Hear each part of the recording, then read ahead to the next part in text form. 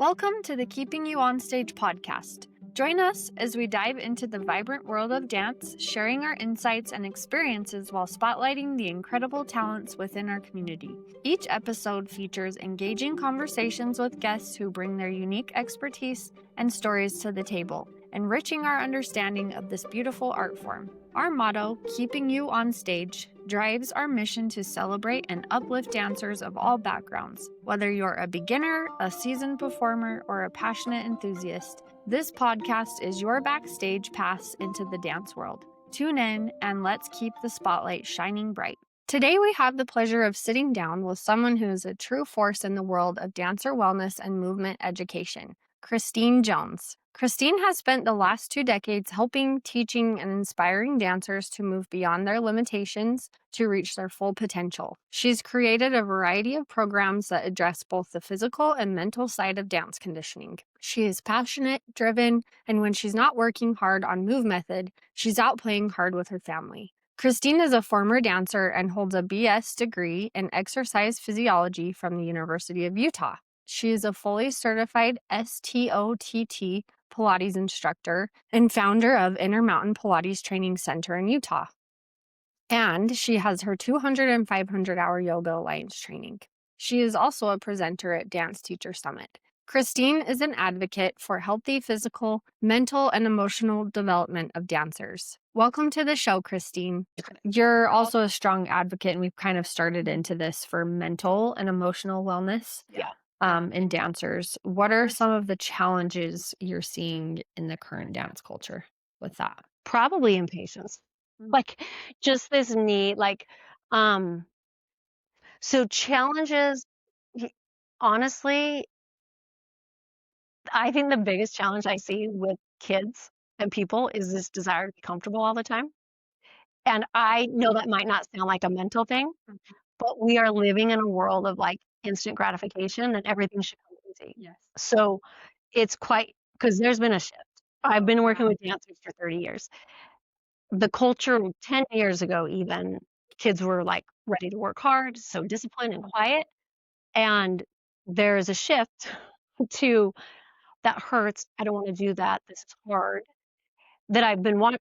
And I'm like, where's this kind of coming from? Because I do think it's a mental capacity type thing. So if you look at life and we are so comfortable, like I DoorDash my food, I Instacart my groceries from my couch.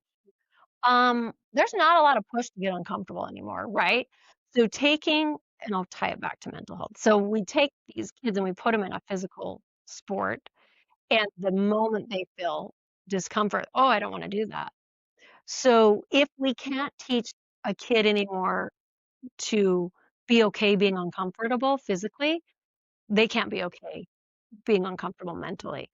And so I think the challenge is teaching kids that it's okay to be uncomfortable. Like that's part of life. So let's learn what that is. So I'll use like a physical sensation. You're like, oh, right now, like it's getting hard. I understand it. Like you want to jump because your nervous system's freaking out. It's like, oh, make me comfortable. Yeah. And if we can't recognize that and to respond to discomfort physically, I don't know how anyone can respond to discomfort mentally and not be a total disaster. So then that might sound like a way weird roundabout. So then I'm like, okay, so that's a physical, but let's talk about the mental discomforts because we all have mental discomfort, stress, anxiety, which have been demonized, but stress and anxiety are good. I'm like, you guys, actually stress is good. It gets you to do things. Yeah. It actually saying your nervous system's working. Like it's alerting you to dangers. Like if you never felt stress or anxiety, then maybe you're off. Like you should feel fear. Yeah. You know what I'm saying? So but we demonize that as well. Like stress and anxiety is so bad because I think we don't want any discomfort, period, because we're like taking discomfort out of our life. Mm-hmm. Life has become so comfortable that physical discomfort and mental discomfort, kids want to bounce. Yeah. So I think honestly, probably the biggest challenge I'm seeing is lack of resilience and like a work ethic. And it's more of a lack of a willing to get uncomfortable ethic. Does that make because I was like, I know, so I'm like, how do I condition their mental health? Because I know that we do. because we talk to them about it a lot. Like, I'm able to manage stress better. And so I think it's like that awareness, like, hey, right now, so I always start with physical.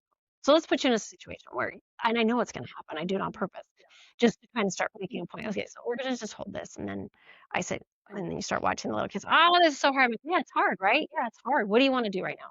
I want to stop. Why do you want to stop? Because I don't like how it feels. I'm like, okay, let's stop. So you don't like that it was uncomfortable. And they're like, I don't like that. I'm like, okay, well, do you want to be a dancer? They're like, yes. I'm like, today is the day you get okay with discomfort. Because if you don't get okay being uncomfortable, you will never be anything more than mediocre. And if that's your choice, that's okay.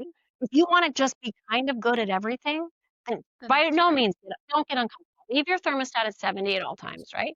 But because our natural default is comfort. So our primitive brain wants us to be comfortable. Right. It meant survival. So it wants to keep us comfortable. And now we can. We have no reason to get uncomfortable at all anymore. My house is always the temperature I want. You know what I'm saying? Like I mean, like people used to get uncomfortable all day long every day.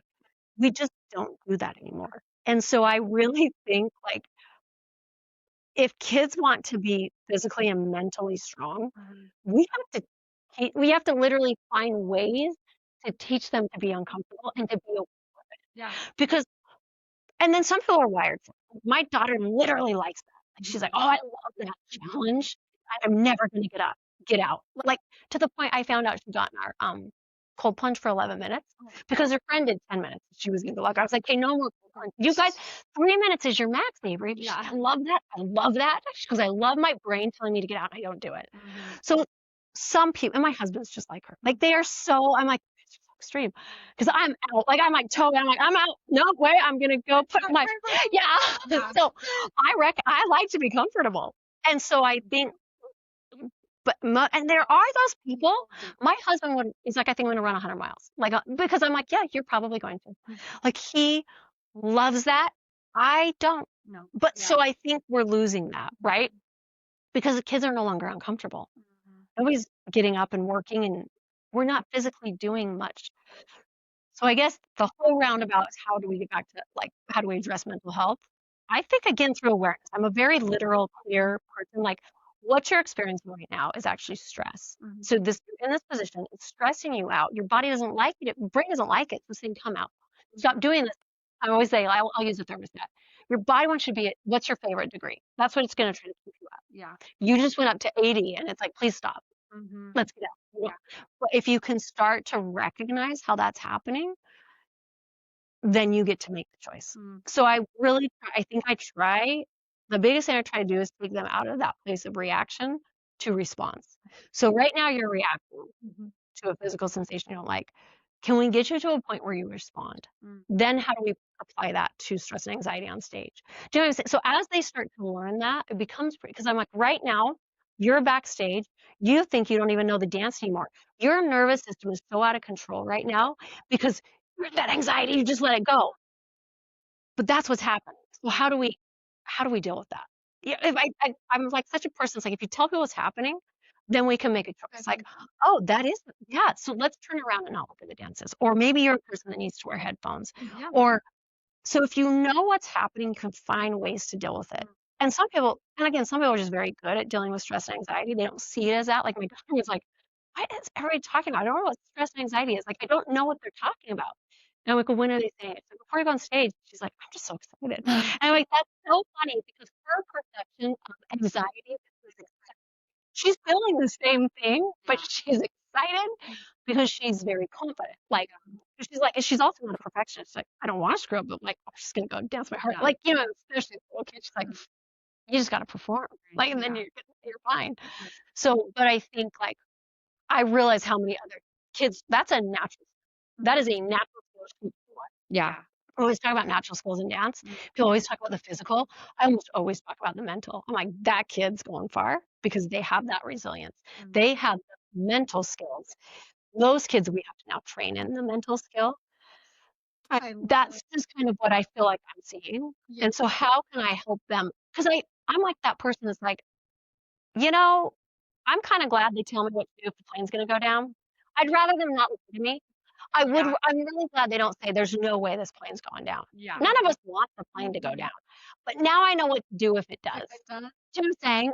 I'm always like we were having a rehearsal and they had to wear hats and one of the girls says, "What, it comes off?" And the director's like, "It's not coming off." I was like, "Whoa, but it could." And so by telling them what to do, you're going to take their stress level down exponentially, right? Yes. But I think people are like, well, if I say it could, then they're not going to put the safety pins in as good. I'm like, everybody they need to know what to do in a crisis. Yes. So I think with mental conditioning, I do think we're seeing things we've never seen before. And I think we can handle it, but I think we have to see what's happening. Yeah. So again, I'm not and I will do some meditation with classes, like my older kids, especially around comp and performance, to just teach them how to use their breathing to calm down. So stress, again, everybody interprets it differently. To some people, it's excitement. To some people, they literally think they're going to die. Yeah. And how do we deal with like Avery, my daughter, her teachers get freaked out with her because she's so calm before they just what she's doing. I'm like, it's just her process. She don't talk to her. She's gonna go watch. She just watches. She's not gonna practice her dance. She's in her zone. Yeah. So one thing I do actually do before comp is let's learn your feel love language. Let's learn your stress language, and you need to understand it. And it helps them so much. They're like, yeah, I can't go watch, or I've got to put headphones on, or I cannot run through my dance. Yeah. If I run through my dance, I'm going to forget something because you're going to forget something. Or you don't do your turns. Oh my gosh. I'm always like, don't have me redo a turn before a dance because it's a mental thing. So I think so much of it's just talking about it. Yeah. We're just kind of afraid to talk about the stuff that goes on in our heads, but we condition our brain it's not that different. No. Yeah. It's literally stress is just discomfort. A plank is just discomfort. Do you want to react to it or do you want to respond to it? Yeah. That's probably the biggest thing I use to teach mental health is let's move out of reaction and start taking a little, because now you're in control. Oh, that's that anxiety I feel. Give them tools. So some kids do really well with breathing exercises. Some kids do really well getting busy. Do you know what I'm saying? Skip around, do jumping jacks, do core work. You have to figure out how you deal with it. But if we don't talk about it, nobody knows how they deal with it. So, and then, we just have created little rules. We're not going to talk about this, per team.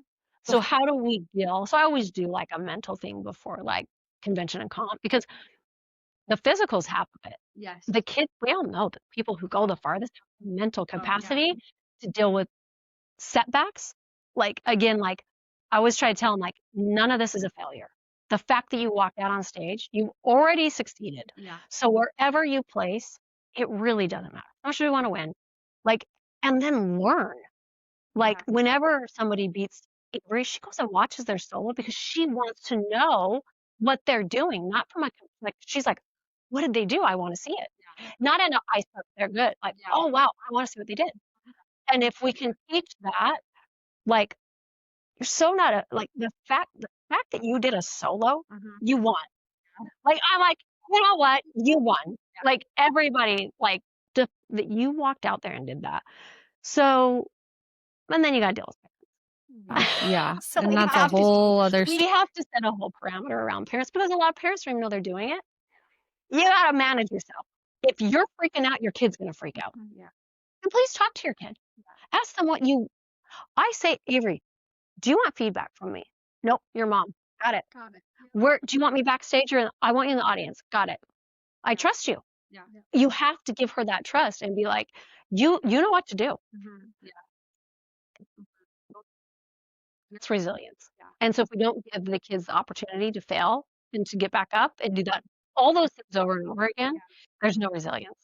And so I do think we're losing resiliency in so many people because we don't even have to be resilient anymore. It's so easy. And all that kids are seeing is the end point. So I think when they look at social media, they see the success, not the climb. And so in their heads, they think everything should be so simple. Yeah. But that's just not the reality. And I would tell them, this isn't just so you're a good dancer. Because let me tell you, when you're a mom, when you go to college, if you own a business, you're going to deal with some serious stress in life. You want to crumble every time?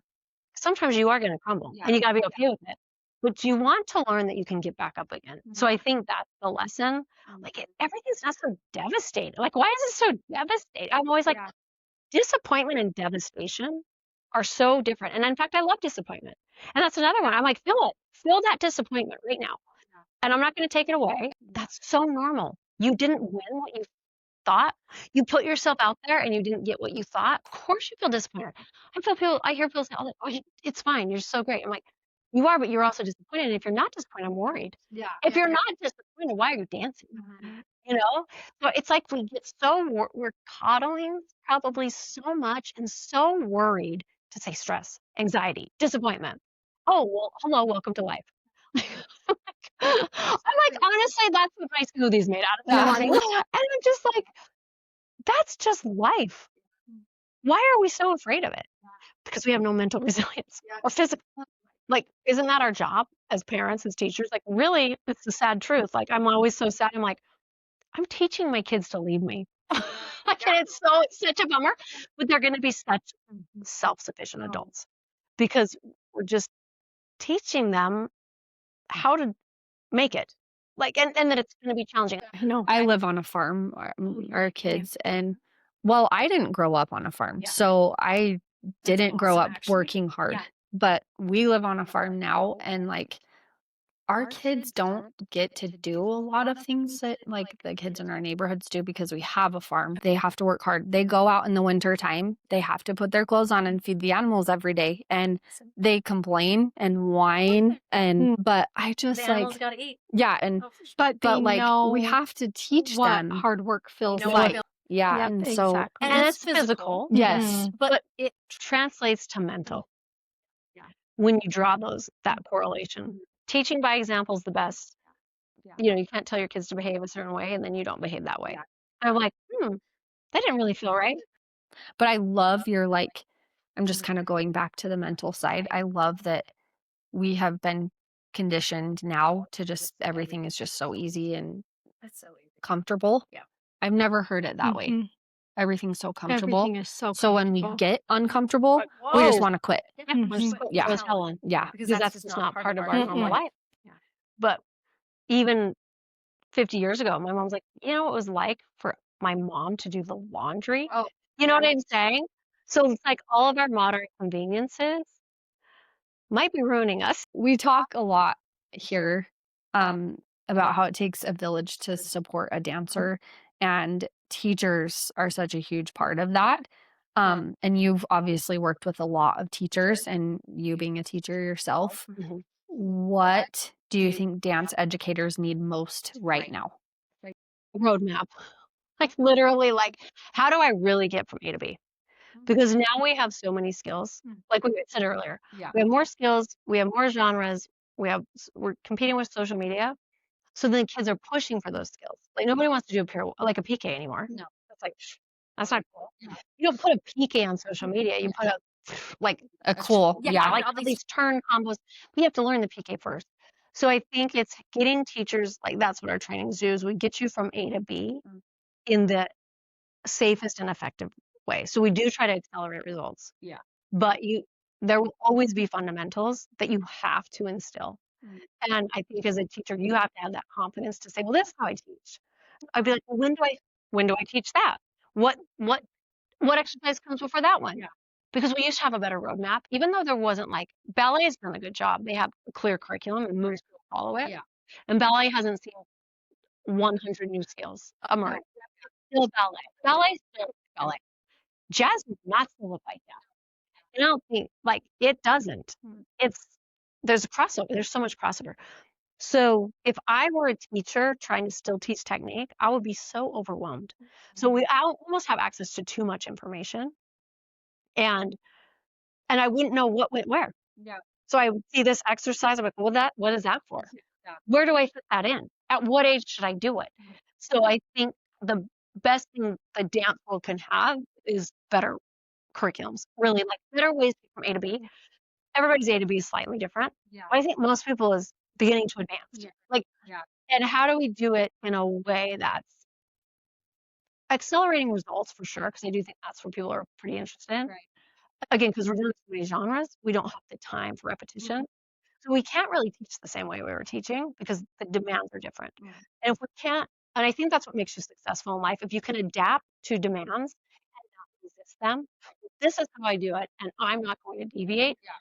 You're going to have a much harder time succeeding. And that's really our success has been because I will adapt so fast. Like COVID happened, how do we adapt? Right. How do we start the studios? How do we we're already an online company, but we grew up online because we helped the studios get their dance. You know what I'm saying? Like, how do we adapt to each situation that's happening, rather than resisting it? Like, okay, this is what's going on. Because I can't make you slow down. No. All I can do is try to give you better tools to get from A to B. And I think it helps teachers to have more confidence in why they're not ready for that. So what we do is we provide like curriculums that have like your warm up, your exercises, your cross the floor from beginning through advanced. Releasing this soon, but we also have like I call them like technique boosters. So these are the exercises to do at your beginning to accelerate your chaîné, to accelerate your PKs. And a lot of the exercises look less dance like, more condition like, to isolate the movement, right?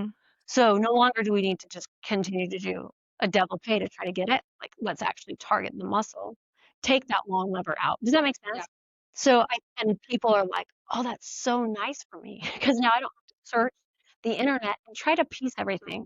And I'm a big person. I'm like, well, you can try to piece it together, but it's going to cost you time. So it's going to cost you money up front to have somebody do it for you, which we'll do it. We've done it for you. Or you can go crazy spending the next 2 years trying to, but it's not going to change next week anyway. So we just kind of watch it closely. And so I have a girl that I go to for all my skill. I'm like, what are all the new tricks now? She's like a former cougarette, and she knows them all. She's so awesome. And then I have my girl that I have like she does more of my curriculums, and then I do all the conditioning. So I'm like, you got good results. How'd you get them there? So, and then how do we accelerate it? So I'm always looking for like who's good at what they like, because I'm like, do what you do best. Like I talked about the muscles. I am not good at a lot of things in my business. like emailing people. That's not my skill. Checking things off. I hire people for those things.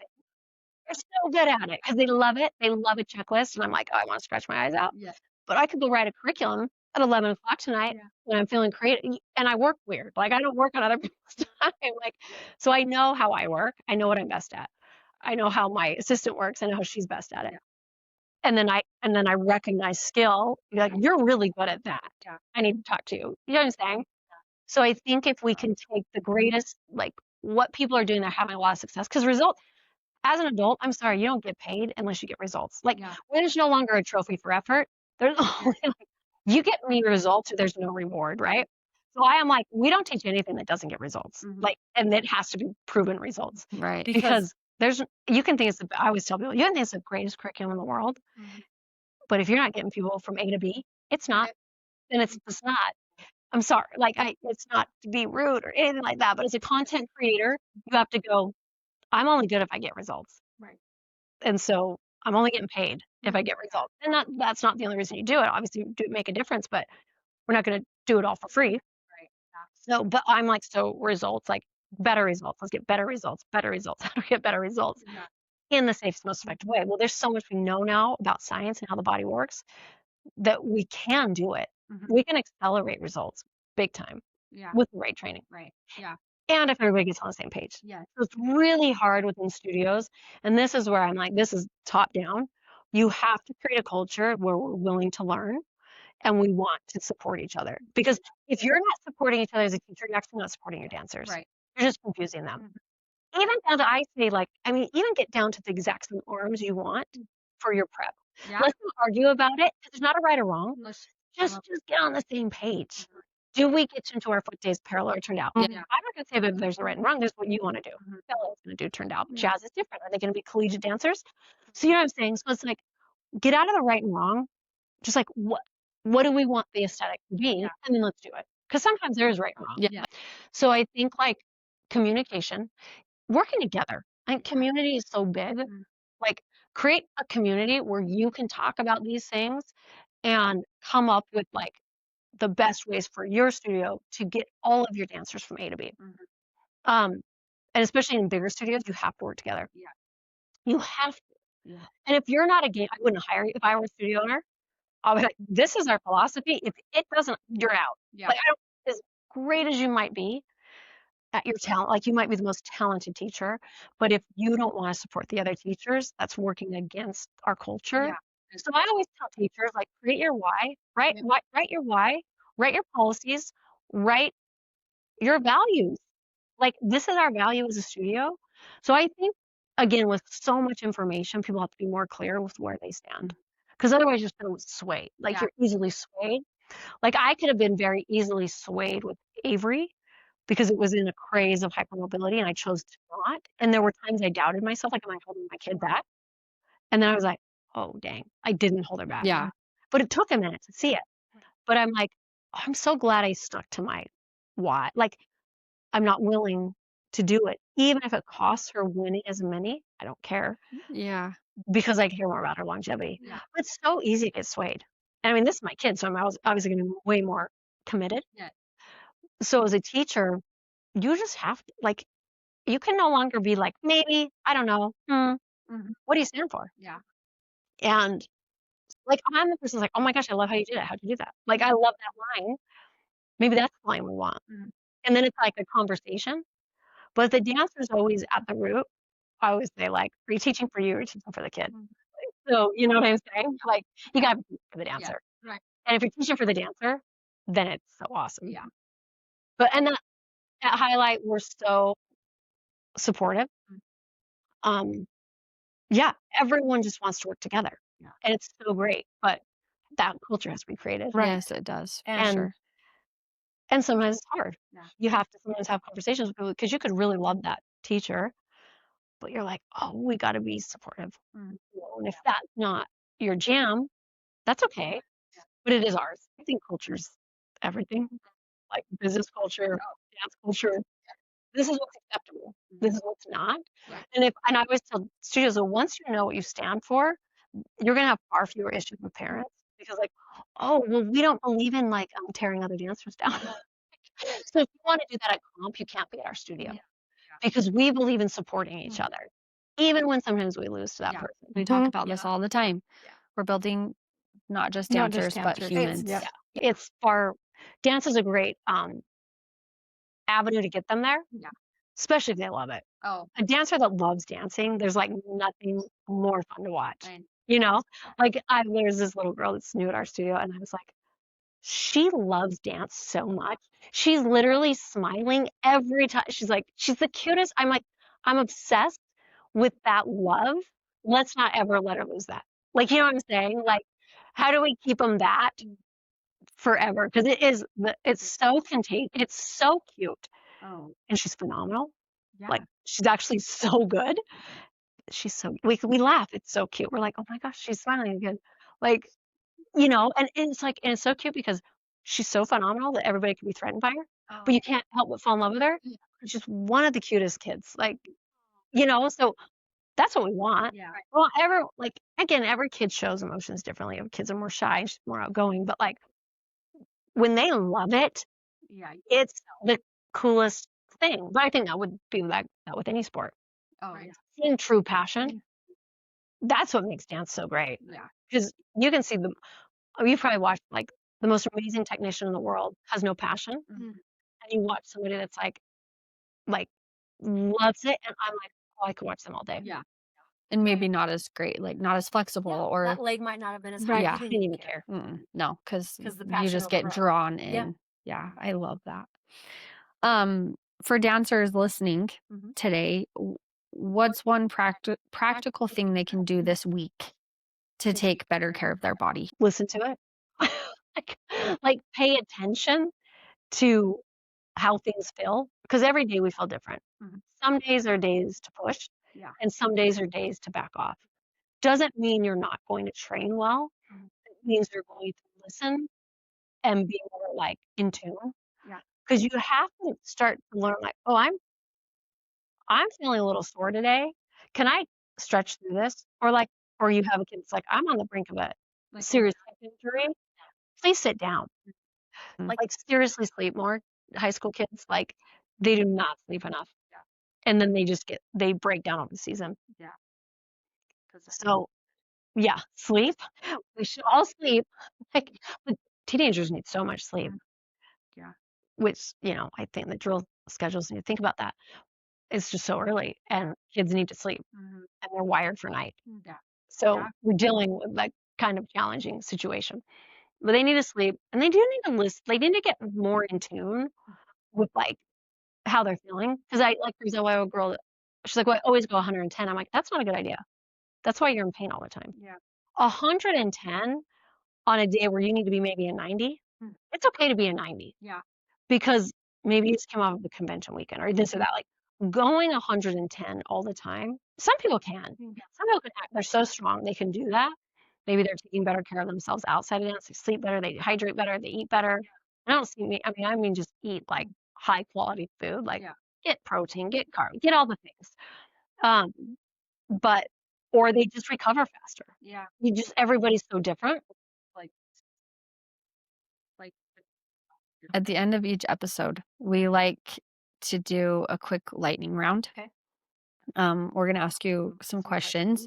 Okay. And when you answer, just whatever first comes to mind, answer with that. Okay. What is one stretch you think every dancer should do daily? It depends on their age and they're okay. Cat grabs the tail. Okay. What is that? This is a quad stretch. Okay. Okay. Like where your legs behind you, but or half pigeon, or yeah, stretch your quads. Okay. Like it. Love that. Yeah. Early bird or night owl? Night owl. I can train to be an early bird, but I have to train that one. Yeah, me too. But I do. What's one cue or phase you say constantly in class? Not phase, phrase. Sorry. I would say just get comfortable being uncomfortable. I love that. I like that. Like if you want to succeed. Yeah. Or be mediocre, you choose. I like that. One movement you never get tired of teaching. Proper like core activation. Okay. Like how to find like their deepest abdominal muscle. Most people probably find it very boring, but because it's such a great muscle to train, I find it very rewarding. So transversus engagement, like the deepest abdominal, how to find it. Because it's a hard one to find. Which muscle? Okay. From my training, like I was taught that your core is like literally the center of everything. Mhm. But like your deep abdominal muscles, is that more important than like your those Like obliques. like then like your hip flexors No, or well, which one's more important? Or They're also important, but transverse. So you have 4 layers of abdominals. So your spine, and then your transversus abdominis is your deepest abdominal, wraps around you like a corset, and that's literally like it's a corset. And if you can teach people to activate that muscle, they have so much more control. It's a stability muscle, so it's what stabilizes your spine. And people that have a strong transversus can control their movement so well. And then multifidus. And so there's some deep spinal muscles and you can't see them. So and you can't even really feel them because you can feel your obliques. You can feel this muscle. So it's very mental at first to condition it. And then I do like core conditioning for that. And it's very different than like traditional, like bicycle. Not that I don't think the obliques are phenomenal. They are. They're a great muscle. They have a very good job. But I always tell everybody, you got to train deep and then out. Yeah. If you go the other way, you will not have stability. Yeah. So the spine needs extra help to stabilize, especially in dance. And so if they can train that muscle, a lot of other things become easier. Yeah. So yes, everything comes from the inside out. Yeah. The core is the abdominals, the back, the hip. There's a lot of muscles that make up the core that we forget. I think everyone in their head thinks abs, but it's more, so abs are that part of the core. Your back is core. But that deepest abdominal muscle is really cool. Yeah. If you can figure it out. Last question. Okay. Legacy you hope to leave in the dance world? I just want to make a positive change. As simple as it is. Like we want to leave things better than we found them. So I love dance, but can we leave it better than we found it? Yeah, I think we can. Yeah. Especially with all the access we have now to information. There's no reason not to now. Right. So, because tradition's not gonna be able to sustain dance. No. Yeah. Because we're not even teaching the kind of dance we were teaching 30 years ago. No. Christine, it has been such a gift to have you on our show. Your work is changing the way dancers move, train, and sustain themselves, and that impact is going to ripple out for generations. Your approach is thoughtful, science-backed, and deeply rooted in love for this art form. New episodes drop every Tuesday. Until next time, remember, we're here to keep you inspired, keep you motivated, and as always, keep you on stage. Happy dancing!